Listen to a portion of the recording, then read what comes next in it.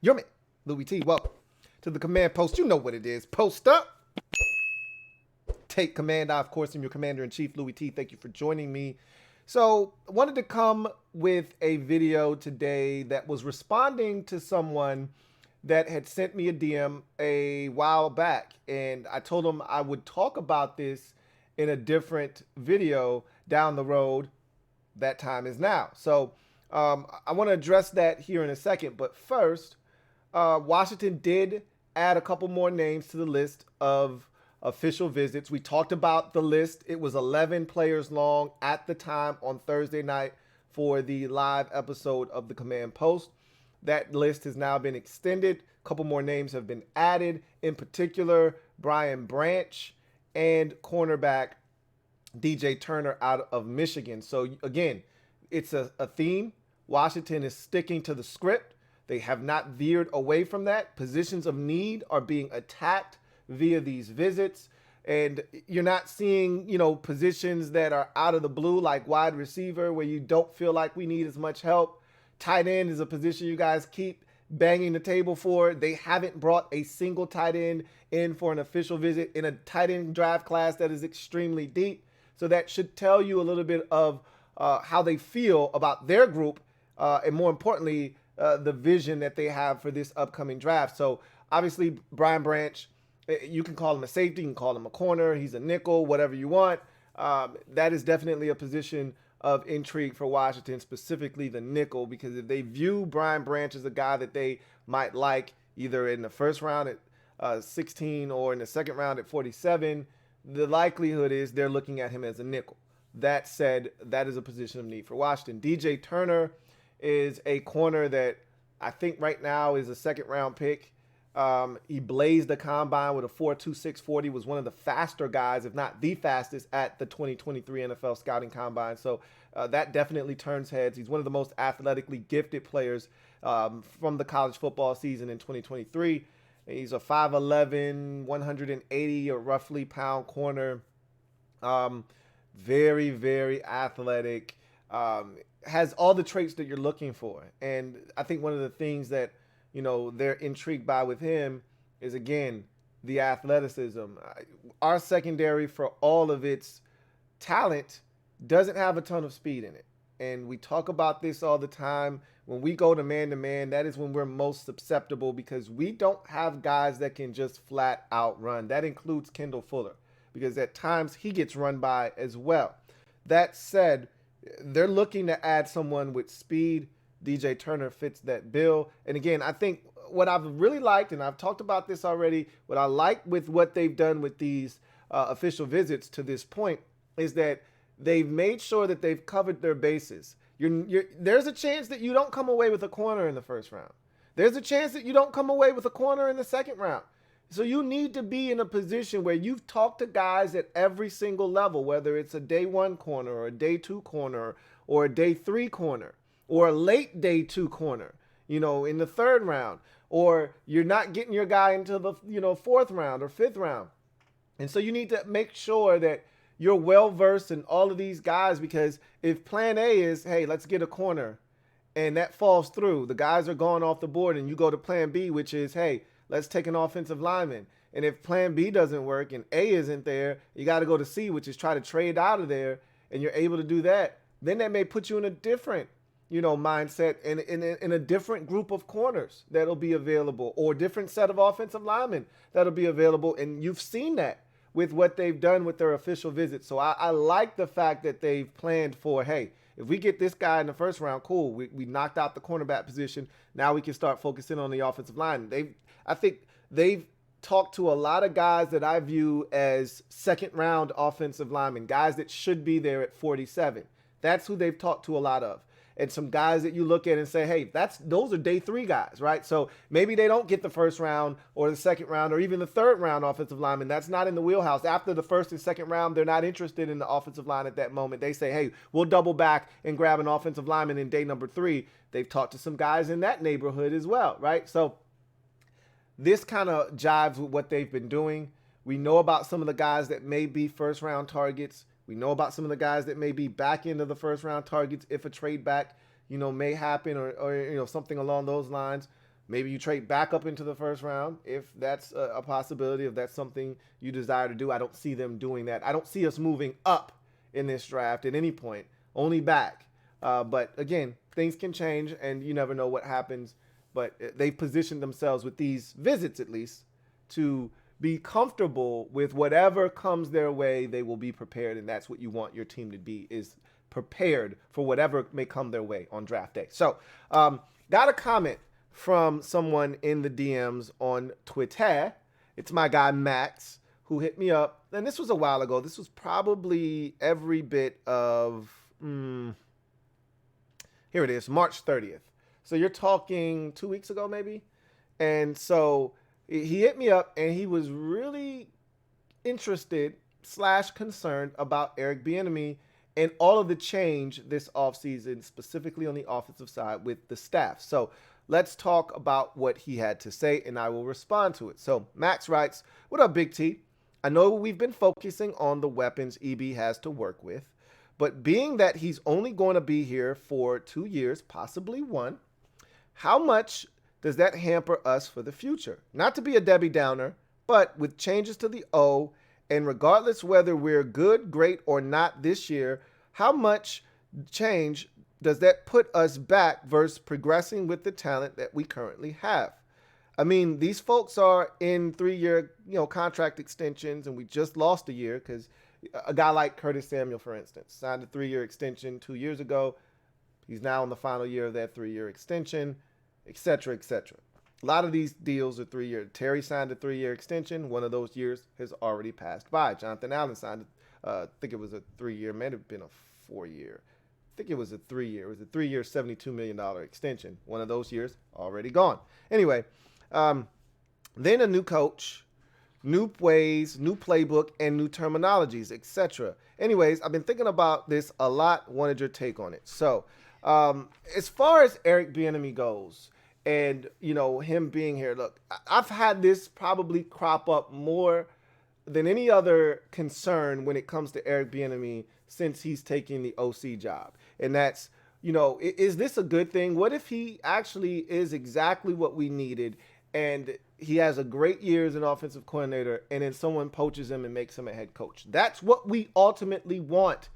If nobody wants him as a head coach after a year or two here, then that means he hasn't been great.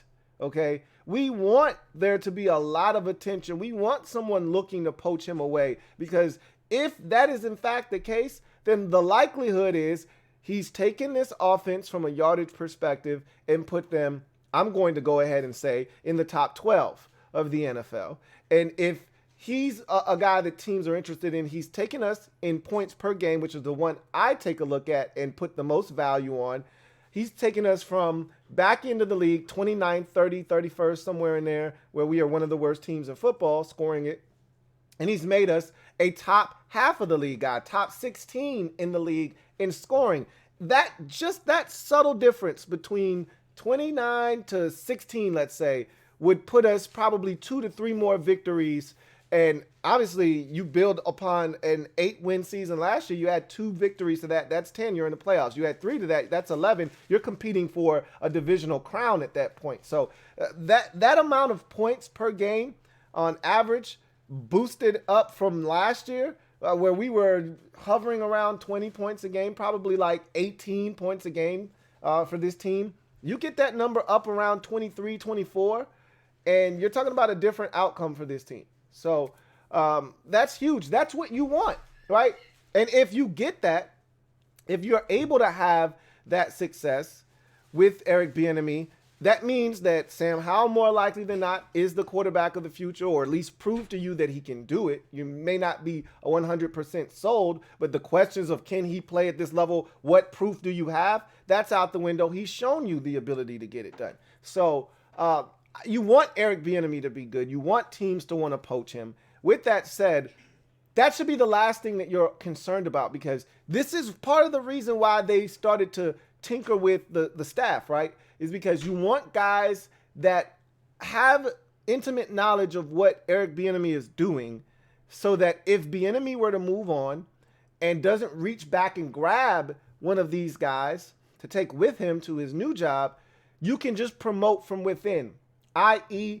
Tavita Pritchard, okay, the new quarterbacks coach that we brought in here. You want him working as closely as you can with Sam Howell. You want him working as closely as he can with offensive coordinator Eric Bieniemy, because if Bieniemy gets a gig and he decides to take that gig, you want Tavita Pritchard to be in a position where not much of this offense changes and you can just promote from within and kind of keep the party going with Sam Howell. Keep the terminology roughly the same. Keep the crux of the playbook the same. There may be a tinker here, a change there, but for the most part, you want to keep him comfortable, keep the continuity. This is why you do that. Because if you were to keep, let's say, the quarterbacks coach we had last year, Ken Zampese, if you were to keep him in place, right, and then Eric Bieniemy comes in, Ken Zampese can adapt to whatever it is that Eric Bieniemy is doing. However, Ken Zampese at his core is a disciple of the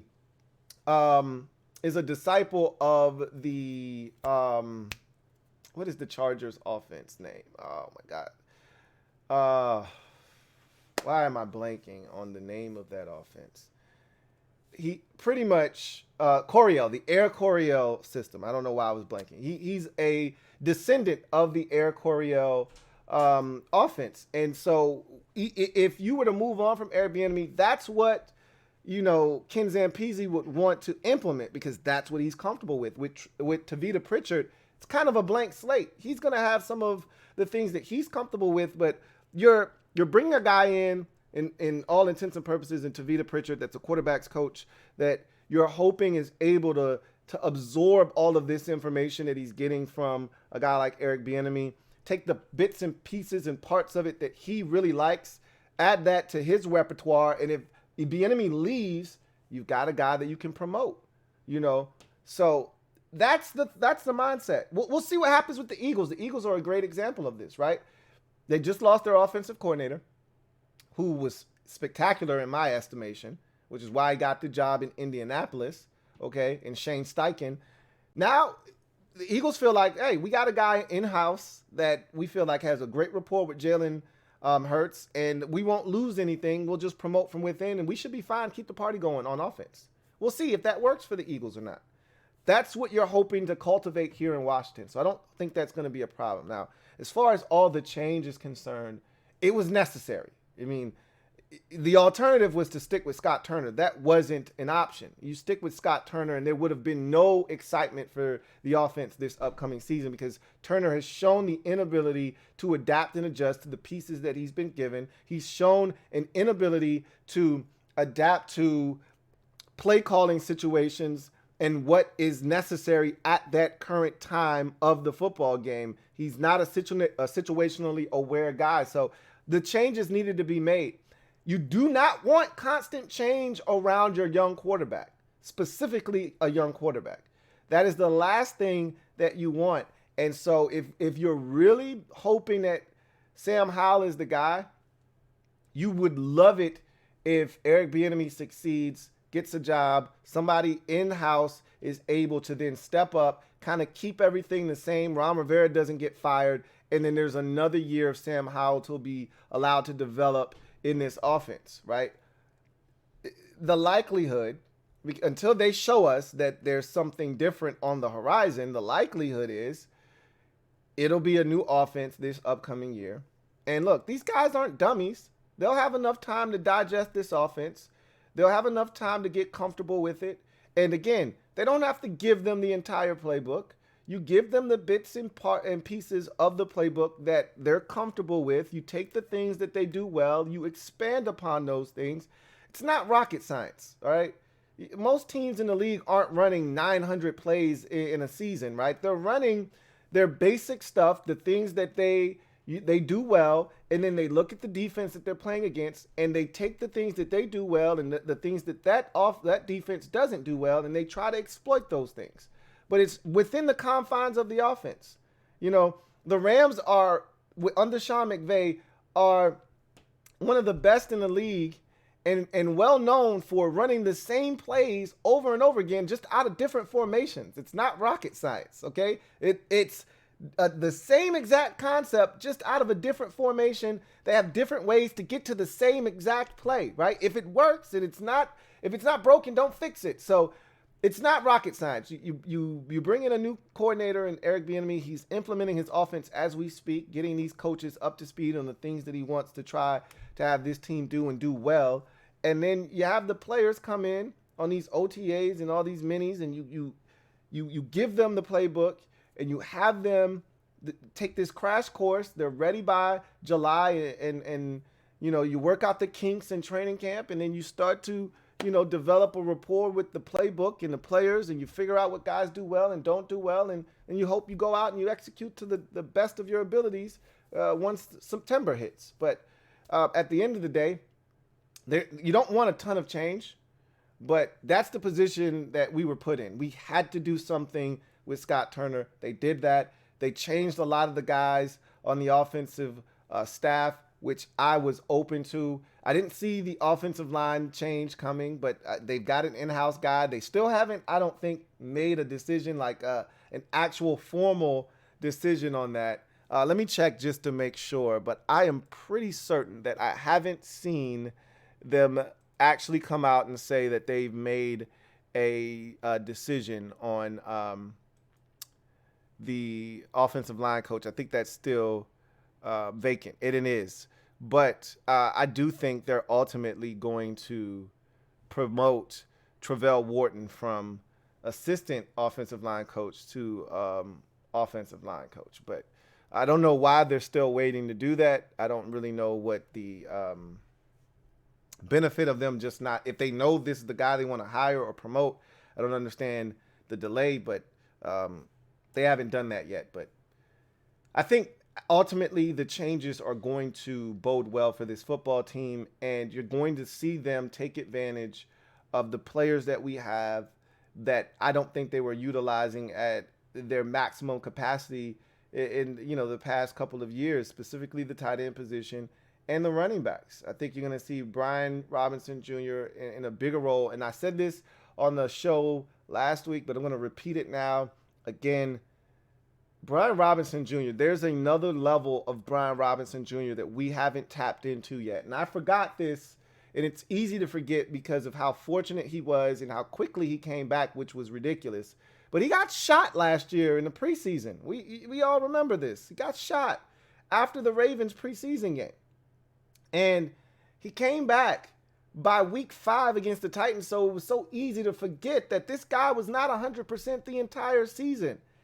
And so you think you know what Brian Robinson Jr. is, but there is another level that he can get to. I was watching film of other guys, and obviously you go back, you watch some 2021 tape, and there's Brian Robinson Jr. playing for the Alabama Crimson Tide, and I see another gear, and I see a guy that can do a little bit more, and I'm like, we didn't see that last year. Well, the reason we didn't see that last year is because he wasn't at that speed last year. He wasn't at 100% capacity last year. So I think there's another level of B-Rob that can be tapped into. And we were really excited about the B-Rob we got last year that was probably working at 75, 80% capacity. So I'm excited about him. I'm excited about the opportunities that Antonio Gibson's going to get. I think they're going to draft another running back. I think the tight end position is going to explode this year. And by explode, I'm not talking about where you got one of the best tight ends in football, but I think we have a chance to have some guys that we're really excited about at season's end. You're going to feel a lot different about Cole Turner, I believe. You're going to feel a lot better because I think most of us feel good, not great yet, but good about Amani Rodgers. I think you're going to feel really good about him after this season. And if you don't love Logan Thomas after this year, you can move on from him.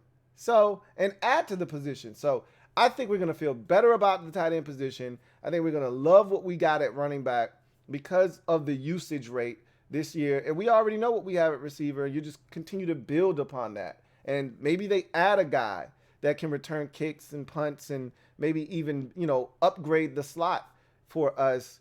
And come in and challenge Dax Mill. Doesn't necessarily have to take his spot, but bring a guy in to challenge him. We'll see what happens. But the change was necessary, and you shouldn't run from change. What you should be running from is too much change too often. That's what you should be avoiding if you can. All right. Offense is one of those things, and when you don't have, and this is the problem, this is why most teams look to hire offensive minded head coaches when you have a young quarterback, is because you don't want constant change with your quarterback. Josh Allen, MVP discussion 2 years ago with Brian Daboll as his offensive coordinator, who had been there the previous 3 years in Buffalo, and they had built that rapport, and you saw it, and you saw where he was going. Daboll gets the job in New York, and Josh Allen doesn't take a massive step back, okay? But he took a step back, and it was really truly due to the loss of offensive coordinator Brian Daboll.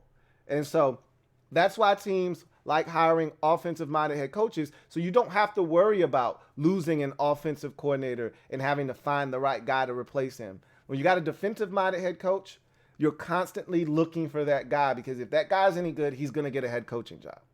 So if you're an offensive-minded guy, if you're Sean Payton, you don't have to worry about hiring a new offensive coordinator. You're the play caller, right? So that's why teams go after guys like Mike McDaniel in Miami, right? They don't have to worry about finding a new offensive coordinator for Tua or from whoever. They got their guy. He's the head coach. Same thing in the Cincinnati with Zach Taylor and Joe Burrow. That's why they went out and got Zach Taylor. Why? Because if he's really good, and he's showing that as an offensive mind, now you don't have to worry about finding Joe Burrow a new offensive coordinator, because Burrow got that guy another job, right? You got your guy as the head coach. We're not in that position. All right, we got a defensive-minded coach who's going to have to always find a guy as an offensive coordinator to come in here and make this offense really good. And if he picks the wrong guy, we're screwed. So we'll have to deal with that as long as Rivera is here. This could be his last year, or this could be the beginning of Rivera getting on a run and making this team ultra competitive for the next 3 to 5 years. Who's to say? But the change was necessary. All right, the change was necessary, Max. Thank you for the DM.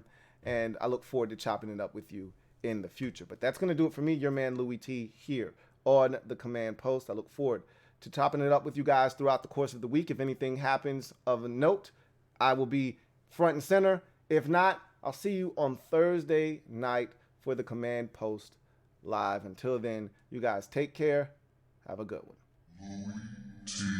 LouieTeeNetwork.